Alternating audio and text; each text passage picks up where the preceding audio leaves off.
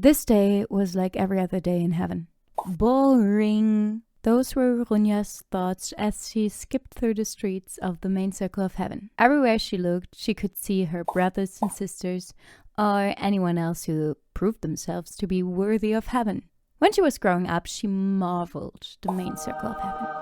It was every angel's dream to work there, and she did everything possible to earn a spot as a member of the invention team.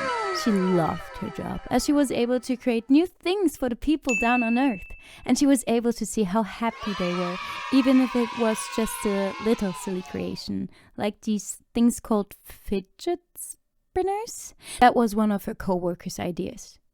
But life outside of her work was boring.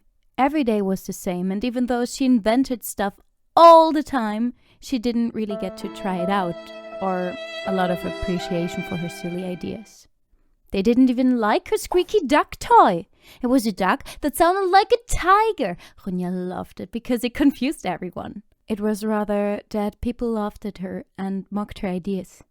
It seemed that she could never satisfy them, and most of the higher-ups just sat on their freaking butts and delegated. Boring old Jameson. He was probably one of the oldest angels of the inner circle, and as such, one of the most boring ones. Not even her parents appreciated her silly ideas. They would rather see her be on the angel guard. But let's be honest, Runya in the angel guard. That would be a disaster. She was probably the clumsiest angel in the whole flying academy. She felt her ears turn red as she remembered that one time that she stumbled and made her whole class fall over.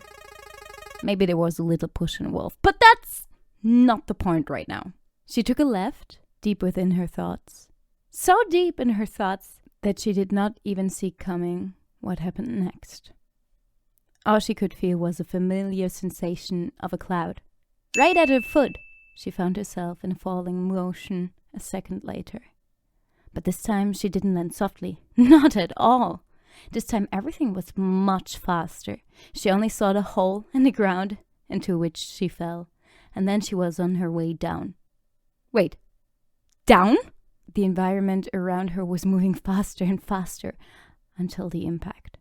Waking up was the hardest thing. Everything hurt, especially her wings. But when she heard the unmistakable sound of, what was it called again? Ah, yes, a car! A car? Runya quickly rolled herself on the side, just in time for her to not be hit by this monstrosity. Once she gained her composure, she looked down at herself. She was an absolute mess. Her dress singed, one of her shoes torn, her beautiful, very expensive socks completely destroyed, and her wings. Her wings! One of her wings had taken on an unhealthy-looking angle. It hurt like hell. Yes, hell. And from experience she could tell it was completely broken. She had seen other angels after bad accidents. Her wing would never recover. She would never be able to fly again. Her other wing was also singed and soothy, but apparently still intact. She continued to look down at herself, taking in all the injuries and slowly realizing her situation. She had fallen. She had fallen from heaven.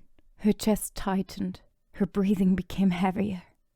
Every breath felt like one stone was placed on her chest, stone by stone.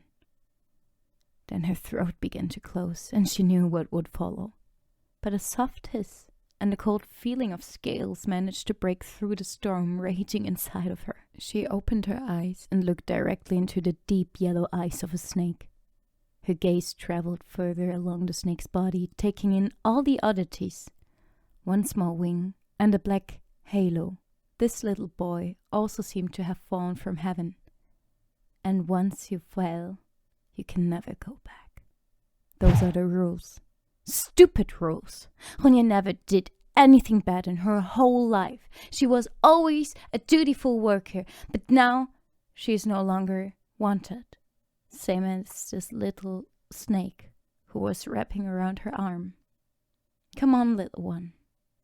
Let's see if we can do something about those wings of ours.